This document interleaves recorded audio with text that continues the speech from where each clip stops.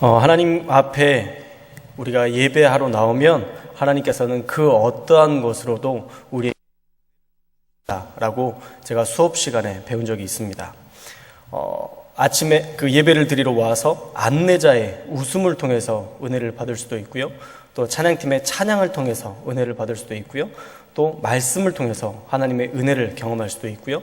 또 찬양대의 찬양으로 은혜를 받을 수도 있습니다. 그것도 저것도 다 은혜를 못 받았을 때에는 교회 국수로 은혜를 받을 수도 있다. 이렇게 말씀하는 것을 들었습니다. 여러분이 하나라도 꼭 은혜를 가지고 돌아갈 수 있기를 주님의 이름으로 축원합니다. 이 세상에서 공평과 절대적 정의를 찾아보기는 참으로 쉽지 않습니다. 대부분 상대적인 것들 뿐이죠. 법원의 판결이 공의로울까요? 아니요. 절대적이지 못한 사람들이 판결하는 것이기 때문에 잘못된 판결이 나오기도 합니다. 미국에 잭슨이라는 사람이 있는데 18살 때 살인자로 판결을 받고 39년간 옥살이를 했는데 39년 후에야 누명이 풀렸다고 합니다. 이제야 누명을 벗고 사회로 나왔는데 중년 막바지의 나이가 되어버렸습니다. 그의 삶을 누가 보상할 수 있겠습니까? 인간이 인간을 판단한다는 것은 절대적일 수 없습니다. 또한 인간에게서 정의를 찾아보기도 쉽지 않습니다. 인간은요, 늘 자신의 권력을 가지고 누군가를 압제하려는 경향이 있습니다. 그것을 4.13 총선을 통해서 너무 분명하게 느꼈던 것 같습니다.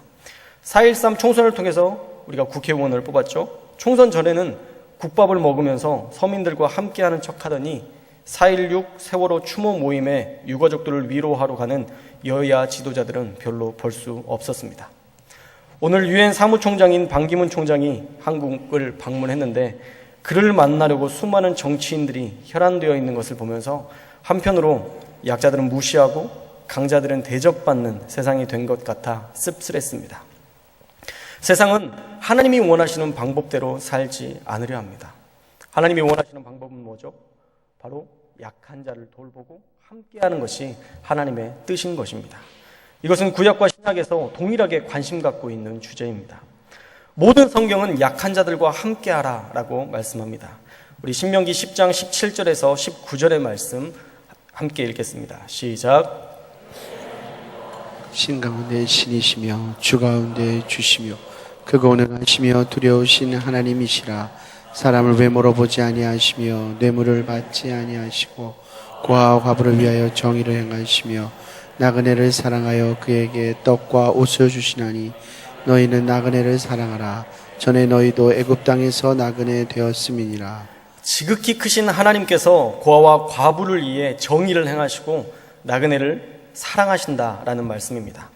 하나님이 그들을 무시하신다면 그들은 더 이상 설 자리가 없이 모두에게 밟히고 죽임당할 것이기 때문에 사회적 약자를 향해 사랑하고 돌보라 말씀하셨습니다. 또 지극히 작은 자 하나에게 한 것이 나에게 한 것이다, 주님께 한 것이다 라는 말은 단순한 비유가 아니라 세상의 공의가 실천되기 위해서는 약한 자들을 귀하게 여기는 세상이 되어야 가능하기에 주님께서는 그런 파격적인 말씀을 선포하신 것입니다. 하나님은 약한 자를 돌보시고 그들을 다시 세우시기를 원하십니다. 오늘 말씀에서는 심판을 통해서 약해진 이스라엘을 긍휼히 여기시며 회복하시리라 약속하시는 하나님의 예루살렘 회복에 대한 약속이 기록되어 있습니다. 그런데 이 말씀이 지금 우리에게 시사하는 바가 엄청납니다. 오늘 말씀에 보면 스가랴에게 만군의 여호와의 말씀이 임합니다. 그리고 2절에 시온을 위해 크게 질투하고 크게 분노함으로 질투한다 라고 말씀합니다. 이 질투라는 단어는 원어로 보면 카나라는 단어인데 열심이다, 열광적이다, 질투하게 하다라는 뜻이 있습니다. 만군의 여호와께서 시온을 위하여 크게 질투하신다는 말씀은 이스라엘을 괴롭힌 바벨론에 대해서 하나님의 열심으로 그들을 심판하시겠다라는 말씀입니다. 하나님은 이스라엘을 침략한 이방 나라에 대하여 크게 분노하셨습니다. 심판 자체는 하나님께서 그들을 통해 허락하셨습니다. 바벨론을 통해서 이스라엘을 심판할 것이라 약속하셨습니다. 그러나 어리석게도 그들이 그 심판을 감당하면서 심판을 행하면서 하나님을 존혹하고 하나님에 대해서 전혀 이해하지 못하는 그러한 하나님을 조롱하는 일들을 저질렀다라는 것입니다. 물론 이스라엘 백성도 도저히 회복 불가능한 죄들을 저질렀습니다. 어느 분야에서도 제대로 사는 사람 없이 다 죄에 빠져서 왕도, 정치 지도자들도, 제사장과 하물며 백성들까지도 모두가 하나님을 떠난 삶을 살았습니다. 성경에서 가난한 사람이 있었다는 것은 바로 그 안에서 악행이 저질러지고 있다는 대표적인 표현입니다. 이스라엘은요, 영구적인 가난이 있을 수 없는 그러한 구조를 가지고 있었습니다. 모두에게 땅을 상속해 주었고요, 안식년과 희년으로 다시 그 땅을 회복하고 새롭게 시작할 수 있는 법이 있었기 때문에 가난이 대를 이어갈 수 없는 구조를 하나님께서 율법으로 만들어서 선포하셨습니다. 이런 파격적인 법은 사실 어디에서도 찾아볼 수 없습니다. 그러면서 하나님께서 이스라엘에게 바라셨던 것은 공평과 정의였습니다.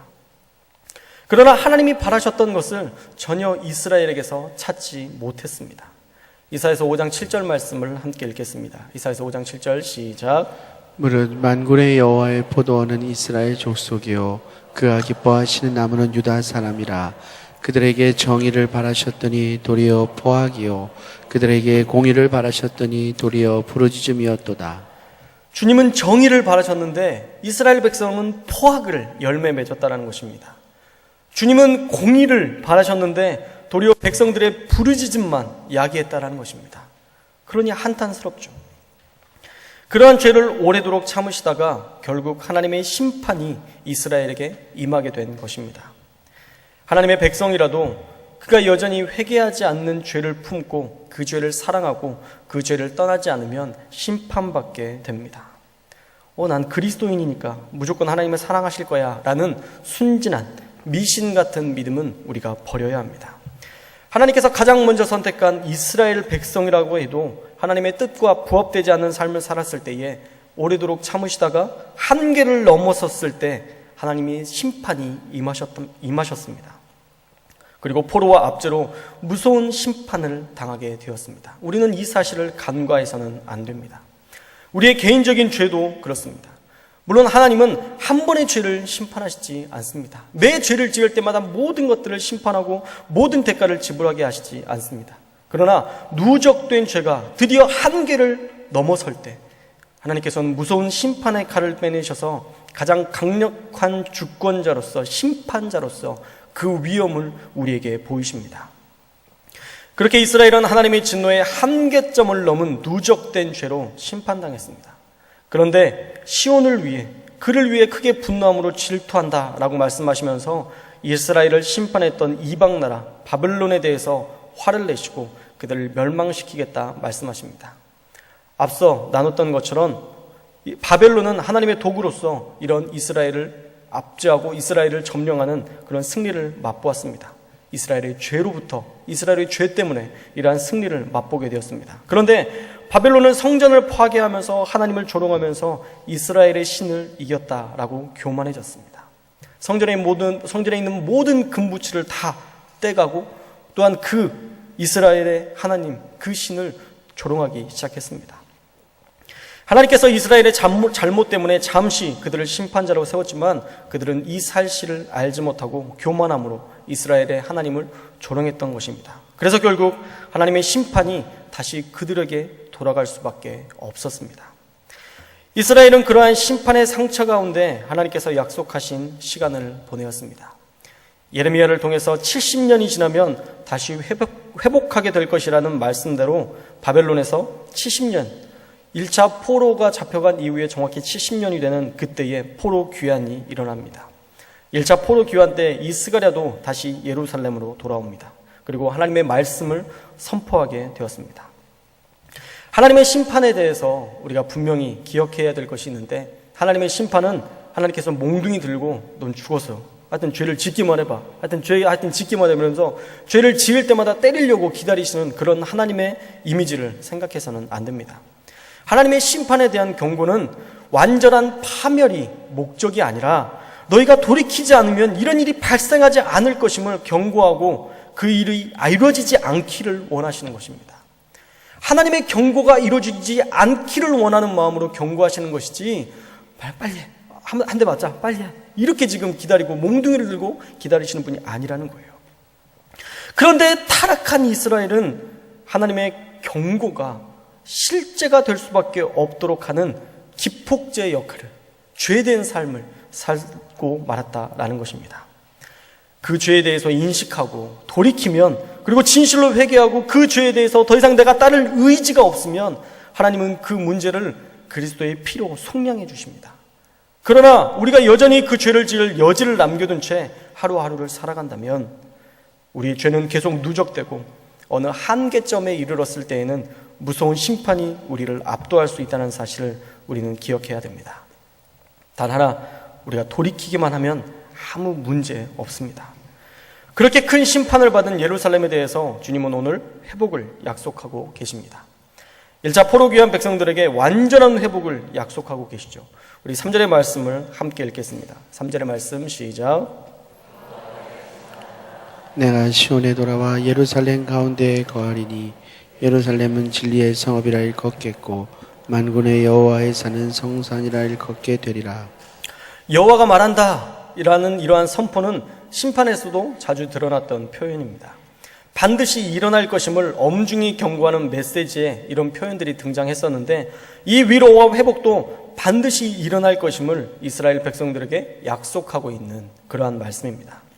하나님께서 다시 시온에 돌아오셔서 예루살렘 가운데 거하시고, 예루살렘, 이미 파괴되고 이미 초토화된 이 예루살렘은 다시 진리의 성읍으로, 만군의 여호와의 사는 성산으로 불릴 수 있게 하겠다라고 하나님은 약속하십니다. 심판 이전에 완전한 하나님의 보호함을 입었던 그 나라, 그 모습 그대로 거룩함을 다시 회복한 나라로 하나님께서 세우시겠다 약속하신 것입니다. 사실 그들의 눈으로 봤을 때는 지금의 상태는 회복이 불가능해 보였을 것입니다. 그러나 하나님은 완전하게 회복하시겠다라고 분명하게 약속하고 계십니다. 또 일상생활의 회복도 약속하고 계십니다. 우리 4절의 말씀을 볼까요? 4절 말씀을 보시면 만군의 여호와가 이같이 말하노라. 예루살렘 길거리에 늙은 남자들과 늙은 여자들이 다시 앉을 것이다. 다 나이가 많으므로 저마다 손에 지팡이를 잡을 것이요 라고 말씀합니다. 길거리에 늙은 남자들, 늙은 여자들이 살게 된다는 말은 그들의 연수를 다하고 죽게 된다는 비유적인 표현입니다. 남녀노소 가릴 것 없이 바벨론에 의해서 처참히 죽는 모습을 본 이스라엘 백성들에게 이제는 평화로운 광경을 말씀하시면서 너희가 이렇게 평안하게 살게 될 것임을 약속하시는 하나님의 약속의 말씀입니다. 전쟁 없이 평화 속에서 살 것임을 약속하는 것입니다. 5절도 동일한 맥락에서 소년과 소녀들이 가득하며 뛰놀 것이라 약속합니다. 다시 생육하고 번성하고 땅에 충만한 이스라엘을 기대할 수 있는 약속의 말씀이신 것입니다. 6절은 이러한 일은 남은 백성들에게 기이한 일이지만 이스라엘 백성들이 봤을 때 어떻게 이런 일이 있을 수 있을까? 어떻게 우리가 이렇게까지 회복될 수 있을까라고 기이하게 여길 일들이지만 하나님께서는 하나님의 관점에 봤을 때는 이건 전혀 기이한 일이 될 수 없을 만큼 하나님은 심판하시는 하나님은 또한 완벽하게 회복하시는 하나님이 될 수 있다라는 하나님의 언약의 메시지인 것입니다. 사실 오늘 본문을 가지고 설교를 준비하면서 마음이 좀 어려웠습니다.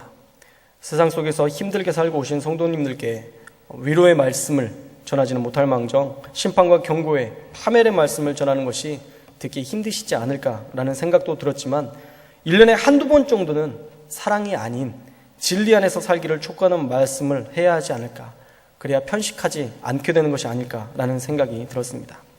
제대로 살지 않으면 잘 사는 게 아닙니다. 말씀을 그대로 순종하는 삶이 아니면 조금 나은 삶이지 제대로 된 그리스도인다운 삶이 되지는 않습니다. 여러분들 대부분은 잘 살고 계실 거라 생각합니다. 그러나 오늘의 말씀은 그렇게 살지 못하고 위선 가운데 사는 한두 사람을 향한 메시지가 될 수도 있습니다. 혹시 여러분 중에 그리스도인답게 살지 못하는, 죄와 더불어 살면서 그것을 깨닫지 못하고 사는 분들이 있다면 오늘 말씀을 듣고 돌이키시기를 바랍니다. 죄가 뭔가요? 죄는 하나님의 뜻대로 살지 않는 것이 죄입니다. 해야 할 것을 하지 않는 것, 하지 말아야 할 것을 하는 것, 하나님으로부터 초점이 멀어져 버린 것, 그것이 다 죄입니다. 범죄를 저질러야만 죄가 아니라 하나님과 함께하지 않음으로 내 마음대로 사는 것, 내가 결정권자가 되고 내 삶에 하나님 없이 내 뜻대로 사는 모든 것이 바로 다 죄인 것입니다. 여러분에게 하나님은 얼마나 결정하실 권한이 있으십니까? 오늘 아침부터 이 늦은 저녁까지 하나님께 기도하며 맡겨드린 것이 무엇이 있나요? 어떤 일에 성령님을 마음에 초대하며 함께 그 문제를 해결해 나갔습니까? 우리는 너무 많은 시간을 내 시간으로 사용합니다. 하나님 없이 살고 하나님의 뜻은 묻지 않고 그냥 그렇게 흘러가듯 살아버립니다. 우리가 그렇게 살고 있기 때문에 하나님의 역사가 이 땅 가운데 일어나지 않는 것입니다. 교회가 만약 교회담을 유지했다면 어땠을까 하는 생각을 해보게 됩니다. 교회가 교회답게 주님이 주신 말씀대로 순종하며 살았다면 지금 이 땅에, 이 한국에 이런 어려움이 생길 수 있었을까? 기본만 하면 되는데, 더 뛰어나라는 게 아니라 하나님의 말씀하시는 그 말씀대로 우리가 기본만 하면 되는데, 목사가 목사의 목사담을 유지하기 위해서 성령과 동행하고 말씀 가운데 살고, 성도가 성도담을 유지하기 위해서 그리스도의 복음을 감격하고 주님과 동행하며 믿음의 선진들처럼 그렇게 교회를 사랑하고 그리스도와 함께 살았다면 이 세상이 그렇게 혼탁해졌을까 하는 생각도 들었습니다. 이 시대는 어쩌면 이스라엘이 심판당하기 전과 다르지 않은 상태인 것 같습니다. 약자를 무시하고 보호하지 않는, 오히려 무시하고 내팽개치는 권력자들, 그들이 난무하는 이 시대, 동성애가 인권이라고 보호해야 한다는 비인륜적인 인권 남용과 더불어 교회의 타락까지, 이제는 심판만 남은 것 같다는 생각이 들 정도로 어쩌면 두려운 시대에 우리가 살고 있는지도 모릅니다. 이미 성경은, 이미 하나님의 말씀은 우리에게 그러한 나라에 대해서 심판이 임했음을 경고하고 있습니다. 이제 우리가 해야 될 것은 다시 회복하는 것입니다. 가장 어리석은 사람은 고통을 겪은 후에야 깨닫는 사람입니다. 그때 돌이키는 것은 너무 많은 것을 잃어버린 후입니다. 바벨론 포로 교환 때 남은 자들은 얼마나 큰 아픔을 겪은 자들입니까? 심판을 겪지 않는 것이 지혜입니다. 심판당하지 않고 회복되는 것이 바로 지혜 있는 삶입니다. 죄에서 돌이킬 수 있는 깨달음을 저와 여러분에게 주시기를 주님의 이름으로 소망합니다. 오늘 말씀에서 하나님은 회복을 약속하셨습니다. 약해진 이스라엘을 그냥 무조건적으로 받아들이신 것이 아니라, 네가 약하니까 내가 무조건 품겠다가 아니라, 그래도 이것만큼은 너희가 잃어버리지 말아야 한다라는 것을 강조하시면서 조건적인 회복을 약속하십니다. 우리 7절과 8절의 말씀을 함께 읽겠습니다. 7절과 8절의 말씀 시작. 만군의 여호와가 이같이 말하노라. 보라, 내가 내 백성을 해가 뜨는 땅과 해가 지는 땅에서부터 구원하여 내고 인도하여다가 예루살렘 가운데에 거주하게 하리니 그들은 내 백성이 되고 나는 진리와 공의로 그들의 하나님이 되리라. 내가 그들을 구원할 것이다. 그러나 조건이 있다. 나는 진리와 공의 안에서 그들의 하나님이 될 것이다 라고 하나님의 분명한 뜻을 천명하십니다. 아무리 내가 큰 자비를 베풀어 회복한다고 해도 진리와 공의가 없는 삶에서는 내가 너희의 하나님이 되지는 않을 것이라는 조건적인 약속이 담겨 있는 것입니다.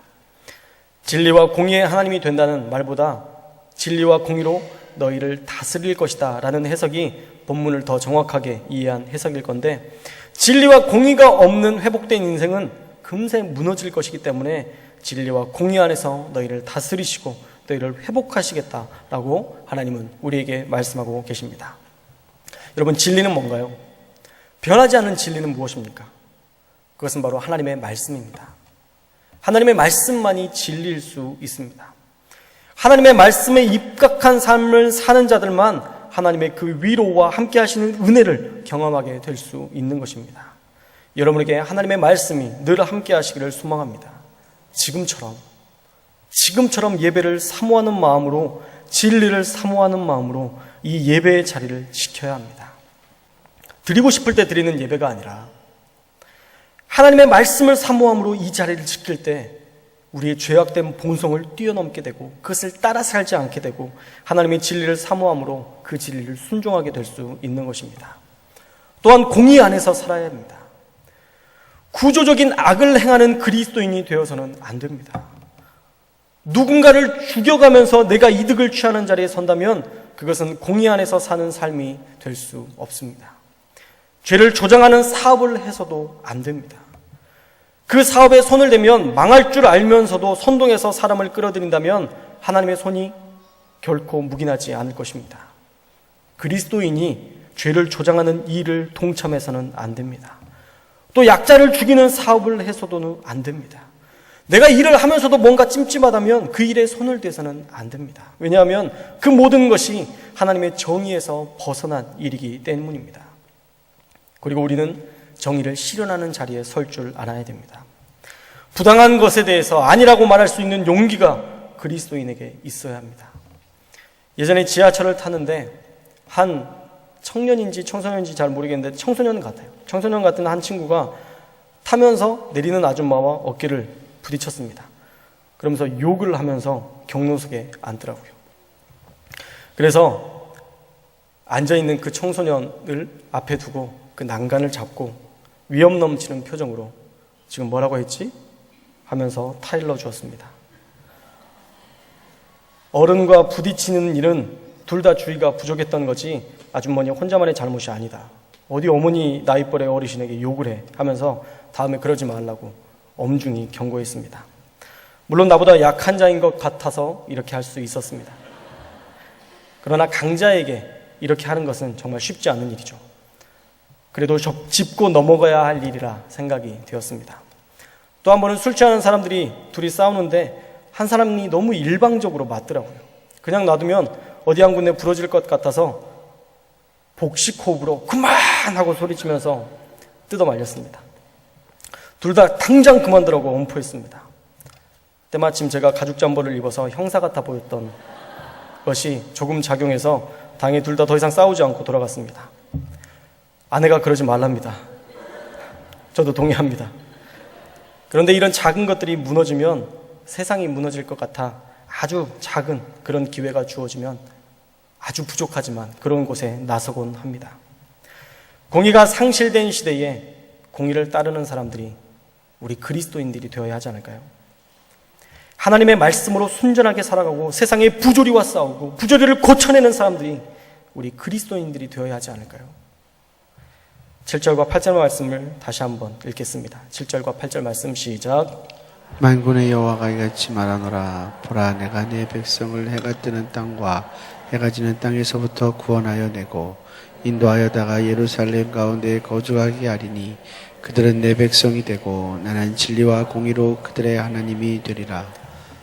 이 말씀이 저와 여러분의 원칙이 되기를 소망합니다. 늘 구원하시고 함께 하시는 하나님을 경험하되 진리와 공의 안에서 살고 그 진리를 지키기 위해 몸부림치며 사는, 그래서 하나님께 공평과 정의의 열매를 올려드릴 수 있는 저와 여러분의 삶이 되시기를 주님의 이름으로 축원합니다. 함께 기도하겠습니다. 처음으로 기도할 때에 하나님, 우리가 진리와 공의 안에서 사는 자가 되게 해주십시오. 늘 수많은 죄를 저지르며 그 악행 가운데 주범이 되어 모든 이들에게 상처를 주고 넘어지게 만드는 그러한 삶이 아니라 모든 이들 앞에서 하나님의 위엄을 드러내는 하나님의 자녀다운 진리와 공의 안에 사는 신실한 그리스도인이 되도록 내 삶에 함께 해주시고 악과 싸우는 삶을 살게 해달라고 다 같이 간절한 마음으로 주님 앞에 기도하겠습니다. 사랑의 하나님, 감사합니다. 우리에게 말씀으로 깨닫게 하시니 감사합니다. 나만 잘 살고 나만 하나님의 영광 가운데, 하나님의 진리 가운데 기뻐함을 누리며 풍성함으로 사는 것이 하나님이 진짜 제대로 된 삶이 아니라 사회 안에서 하나님 구조적인 악과 더불어 싸우고 하나님 모든 사람들과 더불어서 하나님의 영광을 드러내며 공평과 정의의 열매를 하나님 앞에 드리는 것이, 하나님 그것이 진짜 그리스도인의 삶인 줄 믿습니다. 연약한 우리 가운데 함께하여 주시어서 하나님의 공의와 정의 가운데에 하나님 진리 되신 하나님을 온전히 선포하며 나아가는 우리 모든 그리스도인이 될 수 있도록 주님 도우시고 인도하여 주옵소서. 우리가 하나님 그렇게 살기를 원합니다. 악과 싸우며 하나님 옳지 못한 것들과 싸우며 하나님 진리 가운데 거하기를 기뻐하며 또한 약한 자들과 연약한 자들을 하나님의 사랑으로 돌볼 수 있는 하나님 그러한 놀라운 그리스도인의 합당한 삶, 하나님 그러한 삶을 우리가 살기를 원하오니 하나님 우리 가운데 역사하시고 하나님의 영광을 드러내시며 인도하여 주옵소서. 하나님 함께 하시기를 원합니다. 우리 가운데 그 진리와 공의 안에서 살 수 있는 은혜를 덧입혀 주옵소서.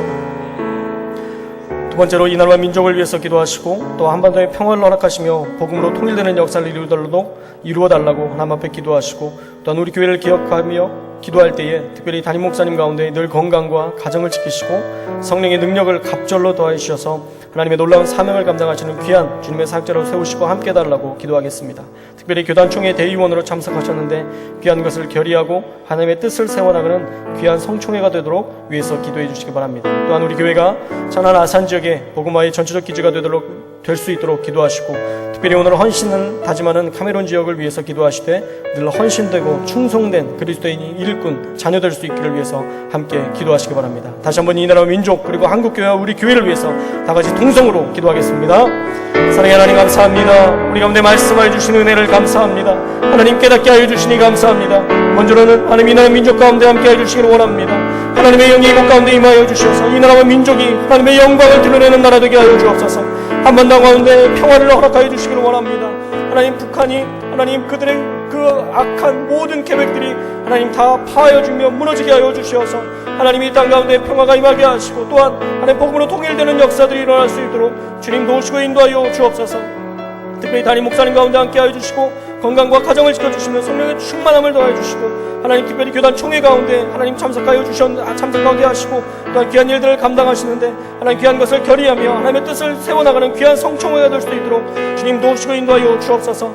우리 교회 가운데 함께 하시기를 원합니다. 천안 아산 지역의 복음화의 전초적 기지가 될 수 있도록 하나님 함께 하여 주시고 특별히 오늘 헌신한 카메론 지역 가운데 함께 해 주시어서 늘 헌신되고 충성된 그리스도의 일꾼으로서 자녀로서 살아갈 수 있도록 하나님 도우시고 인도하여 주옵소서.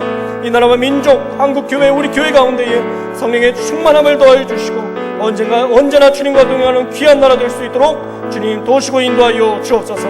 우리 가운데 함께 해주시며 역사해 주시기를 소망하며 거룩하신 예수님의 이름으로 기도합니다.